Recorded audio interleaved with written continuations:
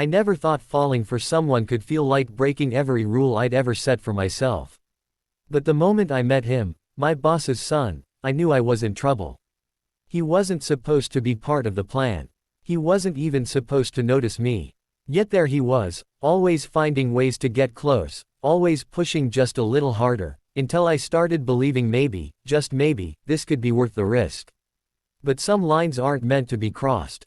And some loves come with consequences you don't see coming.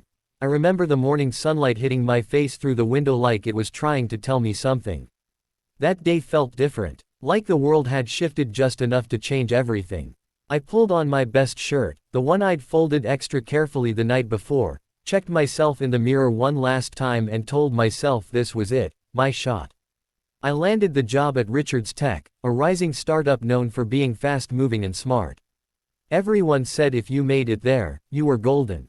I wasn't sure if that meant anything, but I needed to believe it did. I was young, I was gay, and I was ready to build something real. I didn't know what that looked like yet, but I figured work would give me direction. Or at least structure. The office was taller than I expected. Glass, steel, and all sorts of energy buzzing inside. When I walked in, I got that nervous rush, the kind that makes your chest tighten and your palms sweat. The receptionist smiled and told me someone would be right down. I stood there awkwardly tapping my fingers against my portfolio folder, watching people move past me like they already knew where they belonged. I wanted to belong too. After a few minutes, a woman came out and introduced herself as Claire from our. She gave me a warm welcome and led me upstairs into the heart of the building. I passed desks, screens lighting up faces, laughter echoing between cubicles. I could feel the rhythm of the place pulling me in. My desk wasn't far from the corner window. I sat down, unpacked my things, and tried not to stare too much when people passed by. I was still settling in when a voice broke the quiet hum of keyboards. "You must be the new guy." I turned and saw him standing nearby. He was tall, maybe a little older than me, dressed like he didn't care but somehow still looked perfect. His smile was easy, like he used it often. I nodded, unsure how to respond. "I'm Ethan," he said, offering his hand. I shook it. His grip was firm but friendly. "Richards is my dad," he added, like it wasn't a big deal. But it was. I suddenly realized I was shaking hands with the boss's son. I smiled politely and muttered something about hoping to do well here. He laughed and said, "Relax, I don't bite." I wasn't sure if that was true. There was something about him that felt off limits. Not just because of who his dad was, but because of the way he looked at me, like he already knew something I hadn't figured out yet. He leaned against the side of my desk like he had nowhere else to be and asked me questions. Where I was from, what I studied in school, if I liked coffee or tea. I answered each one while trying not to trip over my own thoughts. He seemed genuinely interested. Or maybe he was just bored. Either way, I appreciated the attention. After a few minutes, another coworker called his name from across the room. He gave me a small smirk like we were sharing a secret and said, "Welcome to the chaos." Then he walked away, leaving behind that weird feeling in my stomach. I wasn't sure what it was. Curiosity, nervousness, a little bit of both. I pushed it aside and focused back on my screen. Over the next few days, I met more people, learned the layout, and slowly stopped feeling like an outsider. I even started to enjoy myself. Work wasn't always easy, but I liked the pace. And every once in a while, I'd catch a glimpse of Ethan walking through the office. Sometimes he'd stop by and say hi, other times he'd just wave from across the room. He never stayed long, but every interaction left me wondering. He wasn't supposed to be part of the plan. I was here to grow, to learn, to build a future. But sometimes life doesn't stick to plans. Sometimes it drops someone in front of you and says, "What are you going to do now?" And you don't know the answer. You just know that something has changed. That Friday, late in the afternoon, I was wrapping up when I heard footsteps approaching. I looked up and saw Ethan again. This time, he had 2 coffees in his hands. He handed one to me without asking. "First week survival kit," he joked. I took it, still unsure of how to read him. He leaned in slightly closer than necessary and said, "You're doing better than most." Then he turned and walked away, leaving me holding a hot cup and a strange mix of emotions. As I sat there, watching the sun dip lower behind the skyline. I told myself nothing was happening. Nothing was going to happen. Ethan was just being nice. Friendly, even. But deep down, I knew the truth. Something was starting. I just didn't know what it was yet. That weekend passed quickly. By Monday morning, I was back at my desk, trying to focus on the project in front of me. The office hummed with its usual energy, keyboards tapping, phones ringing, people moving between meetings. But something felt different. Maybe it was just me. Or maybe it was because of him. I didn't have to wait long to see Ethan again. He walked in that afternoon like he owned the place, wearing his usual effortless confidence. He didn't come straight over this time.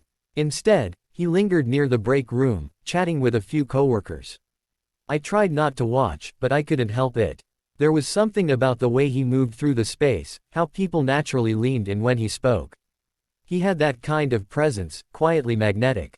He started showing up more often after that. At first, it was subtle. A coffee left on my desk in the morning. A note scribbled on a sticky pad, "Don't forget to breathe." I laughed it off, told myself he was just messing around. But then he began appearing at my desk more regularly, leaning against the side like it was his personal spot. He asked about my weekends, my favorite music, what I liked to do when I wasn't working. I gave short answers, careful not to give too much. One afternoon, he stopped by while I was finishing up an email. "You ever take lunch breaks?" he asked, holding up a paper bag. "Or do you just live off caffeine and spreadsheets?" I smirked. "Sometimes I eat. When I remember." He grinned. "Good. Because I brought extra. Let's go." I hesitated. "We don't have to." "I know," he said, cutting me off. "But I want to." So we went. We sat outside on a bench under the shade of a tree, eating sandwiches like two normal people who didn't have complicated things hanging between them. He talked about his life, how he bounced between cities, helping his dad with business stuff when he wasn't traveling or doing whatever else it was he did.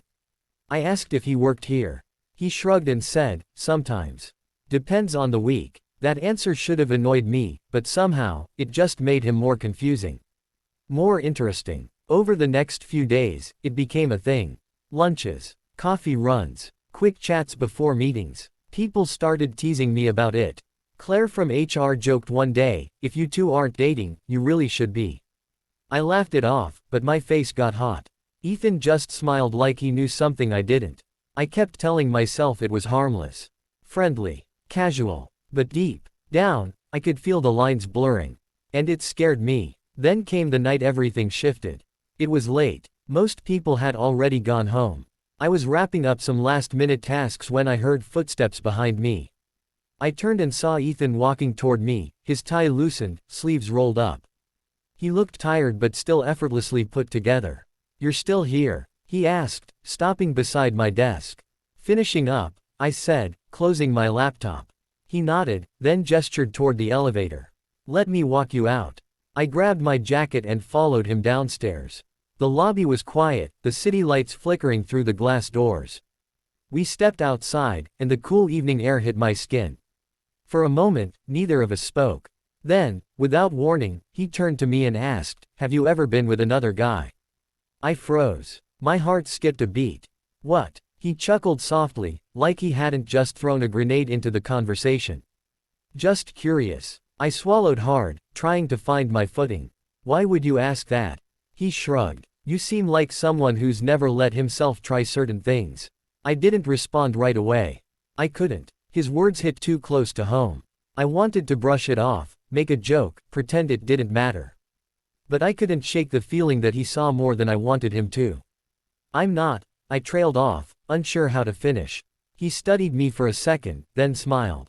"Forget it. Just a question." And just like that, he acted like nothing had happened. Like he hadn't shaken something loose inside me. The next day, he was back to normal, smiling, joking, making small talk like always. I tried to move on too. Tried to forget what he'd said. But I couldn't. I kept replaying it over and over in my head. Why had he asked? Did he think? No, that wasn't possible. Was it? That night, I lay awake in bed, staring at the ceiling. I thought about the way he looked at me sometimes. The way he leaned in a little too close. The way my breath caught when he said my name. I told myself it was nothing. that I was imagining things. But part of me knew better.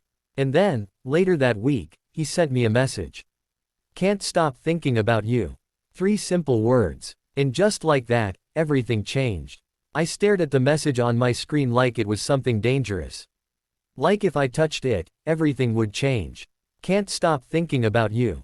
That was all. No explanation. No warning. Just those 6 words sitting there like an open door I wasn't sure I wanted to walk through.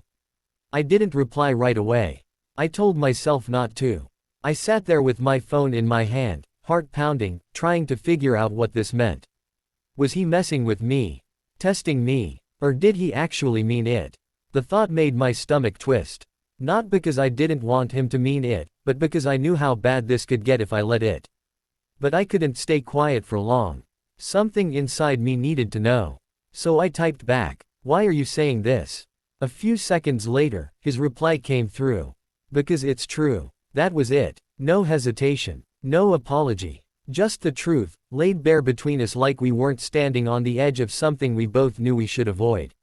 I swallowed hard and closed my eyes for a moment, trying to steady myself. Then I sent one last message before I could talk myself out of it.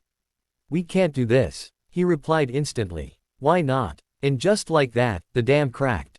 We started talking, really talking. At first, it was careful. Flirty, but not too much. Jokes that felt safe. But then came the late-night messages. The way he said my name when he thought no one else could hear. The way he asked me questions that made me feel seen in ways I hadn't been in years.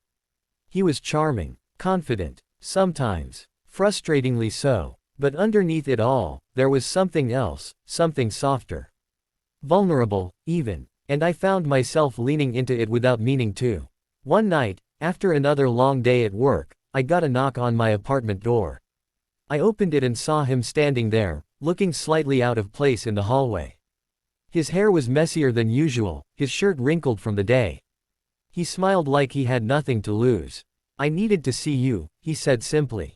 I didn't move. Didn't invite him in. "Ethan." He stepped forward, close enough that I could feel the warmth of his body. "Just 5 minutes," he whispered. "Let me explain why this isn't wrong." I hesitated. Every part of me screamed that this was a terrible idea. That I should shut the door and pretend this never happened. But I didn't. Instead, I moved aside, letting him in. We stood in the middle of my living room, silence stretching between us. He looked at me like he was waiting for permission. Or maybe forgiveness. I wasn't sure which. Then he said, "I know you're scared. But I don't care who my dad is or what people might say. All I know is when I'm with you, everything else fades away." I didn't answer right away. I just looked at him, trying to figure out if he really meant it or if this was just another game he liked to play. But his eyes were steady. Honest. And before I could stop myself, I kissed him. It wasn't supposed to happen. I didn't plan it. But the second my lips met his, I felt something shift deep inside me. Something I hadn't let myself feel in a long time. He kissed me back, slow and careful, like he was afraid I'd pull away. And I almost did. Because the reality of what we were doing hit me all at once. He was the boss's son. My coworker's son. Someone I wasn't supposed to touch. I broke the kiss and took a step back, breathing hard. "This is insane," I muttered. Ethan didn't look surprised. He just smiled softly. "Maybe. But it doesn't have to be complicated." "It kind of does," I said, shaking my head. "Your dad works with me every day. If he finds out." "He won't," Ethan interrupted. "No one has to know." I stared at him, searching for any sign that he understood how risky this was. But he looked calm, almost peaceful. I should have walked away. Should have ended it right then. But instead, I heard myself say, "We can't tell anyone." He nodded. Agreed. And just like that, we crossed the line. At first, it was small things. A lingering glance across the office. A text during lunch. A brief touch when no one was watching. But soon, it became more. We started meeting in secret, late at night, in places where no one would recognize us. Hotels. Quiet cafes. Empty parking lots where we could sit in his car and talk until our voices went hoarse. Each time, I told myself it was the last. Each time, I promised I wouldn't fall deeper. But I did anyway. There was something intoxicating about being with him. About the way he looked at me like I mattered. The way he listened when I talked. The way he held my hand like it was the most natural thing in the world. But with every stolen moment, the guilt grew heavier. I kept imagining Mr. Richards finding out. Imagining losing my job. Losing everything I'd worked for. Still, I couldn't stop. One night, after a particularly stressful week at work, I texted him. "I don't know if I can do this anymore." He responded within seconds. "Don't run. Not now." I didn't reply. I just stared at my phone, heart pounding. Later that night, he showed up again. Without knocking, he let himself in and pulled me into his arms. "You don't have to carry this alone," he whispered. "Let me be here with you." And I did. I let him hold me. Let him kiss me. Let myself believe, even just for a little while, that maybe this could work. But deep down, I knew better. We were walking a tightrope, and eventually, one of us was going to fall. We started meeting more often. At first, it was just once or twice a week. Quiet dinners, late-night drives, stolen moments behind closed doors. But soon, it became harder to stay away from each other. We made excuses. Told ourselves it was just one more time. That we could stop whenever we wanted. But we didn't want to. I told myself I was in control. That I knew where the lines were, and I wouldn't cross them again. But the truth was, I had already gone too far. Every time I saw him, every touch, every kiss, it pulled me deeper into something I couldn't escape. And worse, I didn't want to. Still, the fear never left me. It followed me everywhere. It sat in my chest during meetings. It whispered in my ear when Mr. Richards looked at me across the room. It kept me up at night, replaying every moment, wondering if someone had seen us together. If someone suspected. One afternoon, I was walking out of the office building when I heard my name. I turned and saw Claire from HR standing near the curb, smiling like she always did. "Hey," she said, falling into step beside me. "You and Ethan seem pretty close lately." I froze. My heart pounded against my ribs. "What do you mean?" She shrugged. "I don't know. You two just hang out a lot. More than usual, anyway." I forced a laugh. "He's just friendly. His dad's the boss, so he checks in sometimes." Claire smirked. "Uh-huh, sure." I didn't say anything else. I just kept walking, trying not to let the panic show on my face. That night, I texted Ethan. "People are starting to notice." His reply came almost instantly. "So what? Let them." I stared at his message for a long time. Part of me wished I could be that carefree. That confident. But I wasn't. I was scared. Scared of losing my job. Scared of being exposed. Scared of what this meant for both of us if anyone found out. Still, I couldn't stay away. The next day, Ethan stopped by my desk earlier than usual. He leaned in close, his voice low. "Let's get out of here." I frowned. "We're at work." He grinned. "So skip lunch with the others." "Come with me." I hesitated, glancing around the office. People were already watching, whispering, laughing. I didn't need any more attention. But then he reached out and brushed his fingers against mine, just for a second. Just enough to remind me why I kept saying yes. So I nodded. "Okay." We walked out together, pretending like nothing was different. Like we weren't hiding something huge between us. We went to a small cafe a few blocks away, the kind of place where no one knew who we were. We sat in the back corner, talking in hushed voices, laughing over stupid things.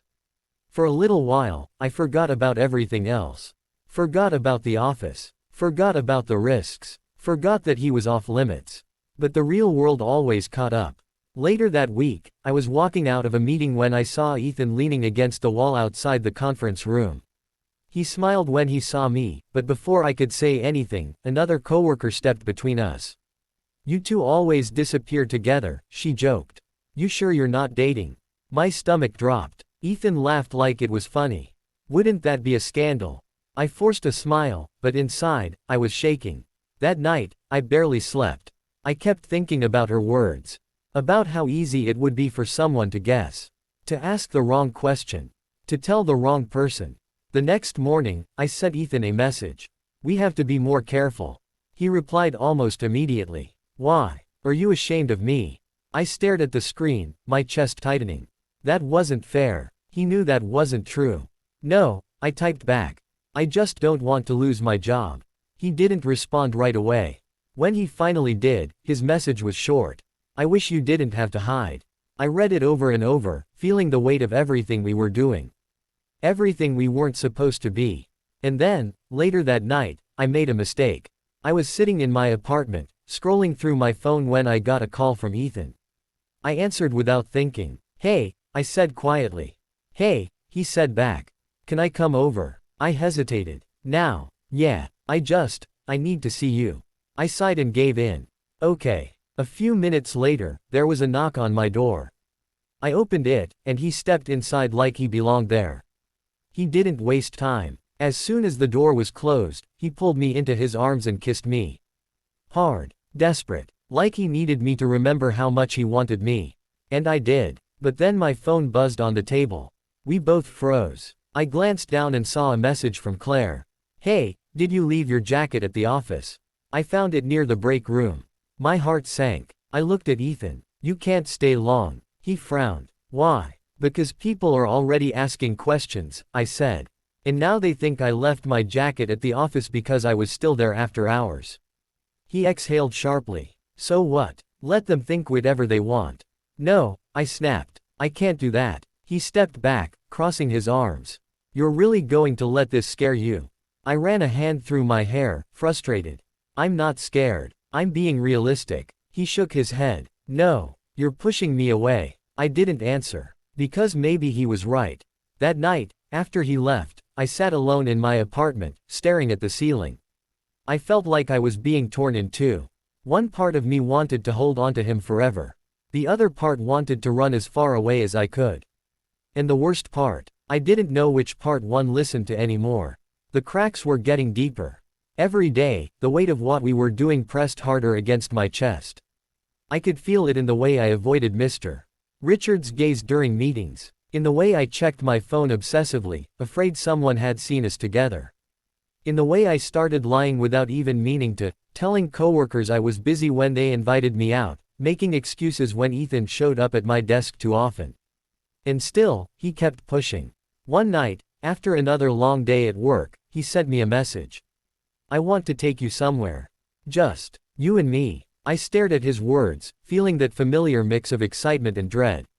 Where? I typed back. Anywhere, he replied. As long as it's away from here. I didn't answer right away. I wanted to say yes. God, how I wanted to. But the truth was, I was tired. Tired of hiding. Tired of pretending. Tired of loving someone I wasn't supposed to have. Still, I met him later that week.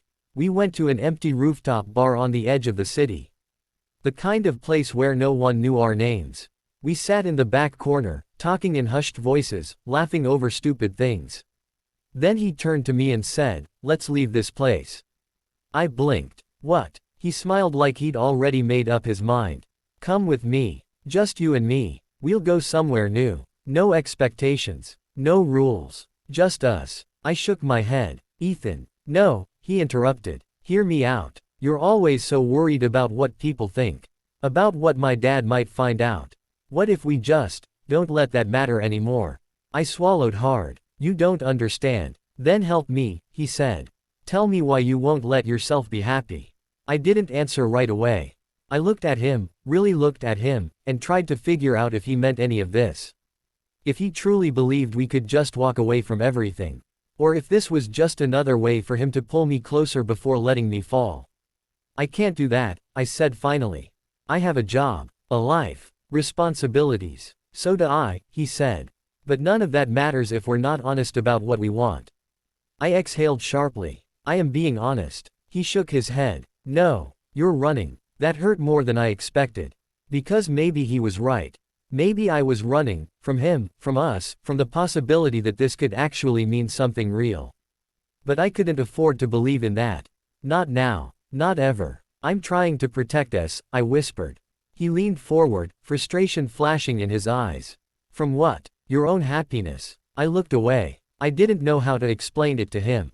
That love wasn't enough. That sometimes, wanting someone wasn't the same as being able to have them. That I had spent years learning how to survive in a world that never made things easy for people like me, and now, just when I thought I was starting to get it right, I was risking everything for a boy who kissed me like he owned me but never promised to stay. I stood up. I can't do this. He reached for my hand. Don't shut me out. I pulled away. You keep asking me to choose. But you never give me a reason to believe this is worth losing everything for. His jaw tightened. So that's it. You're just going to walk away. I hesitated. My heart screamed at me to stay. To kiss him again. To forget all the reasons this was a bad idea. But my head, the part of me that had learned how to survive, told me otherwise. I don't know what else to do, I admitted. He stared at me for a long time. Then, without another word, he stood up and walked away. I watched him disappear down the stairs, my chest tightening with every step he took. And just like that, it felt like something inside me broke. The next few days were unbearable. He barely spoke to me at work. Barely looked at me. When he did, there was something cold in his eyes, something distant. I told myself it was better this way. That maybe, finally, we were both waking up to reality. That soon, this would just be a memory. Something I would carry with me but eventually learn to live without. But then came the rumors. It started with whispers. A glance across the room. A hushed conversation that stopped when I walked by. At first, I ignored it. Pretended it was nothing. But then Claire pulled me aside one afternoon and said, "People are talking." I frowned. About what? She hesitated. You and Ethan. I shook my head. That's ridiculous. She studied me carefully. Is it? I didn't answer. I couldn't. Later that day, Mr. Richards called me into his office. I walked in slowly, trying to keep my expression neutral. He gestured for me to sit. I did. He looked at me for a long moment before speaking. I've heard some things, he said simply. I swallowed hard. About what? He leaned forward slightly. About you and Ethan. I forced a smile. We're just friends. He didn't look convinced. I hope that's true. I nodded quickly. Of course it is. He studied me for a second longer, then said, just remember, Alex. This is your career. Don't let anything distract you from that. I left his office feeling like I couldn't breathe. That night, I texted Ethan. They know. He responded almost instantly. Who? I stared at the screen, my hands shaking. Your dad. Probably others too. A pause. Then, what did he say? That I should focus on my career. Another pause. Then, finally, I told him. I froze. What? I told my dad, he repeated. About us. I stared at the screen, my hands shaking. Why would you do that? Because I was tired of hiding, he said. Tired of pretending this doesn't matter. I didn't know what to say. I didn't know whether to be angry or devastated or relieved. All I knew was that whatever fragile balance we had left was gone. I closed my eyes and whispered, "It's over." I didn't wait for his reply. I just deleted the message before sending it. Because deep down, I knew the truth. It already was. I handed in my resignation 2 days later. Not because I had to, but because I needed to. I couldn't walk into that office every day knowing what everyone knew. Knowing what Ethan had done. Knowing what I had let happen. I didn't say goodbye to anyone. Not to Claire. Not to my coworkers. Not even to Mr. Richards. I just packed up my things, left them on my desk, and walked out without looking back. At first, I thought I'd feel better. Like leaving would clear my head, give me space to breathe again. But it didn't. It just left a silence so loud I could hear it in my sleep. I avoided his messages after that. Every time my phone buzzed, I felt something twist inside me, like a part of me still wanted to answer, still wanted to believe he was sorry. But I couldn't do it. Couldn't keep letting him pull me back into something that always ended with me losing a piece of myself. Months passed. Life moved forward, even if I wasn't sure I was ready to move with it.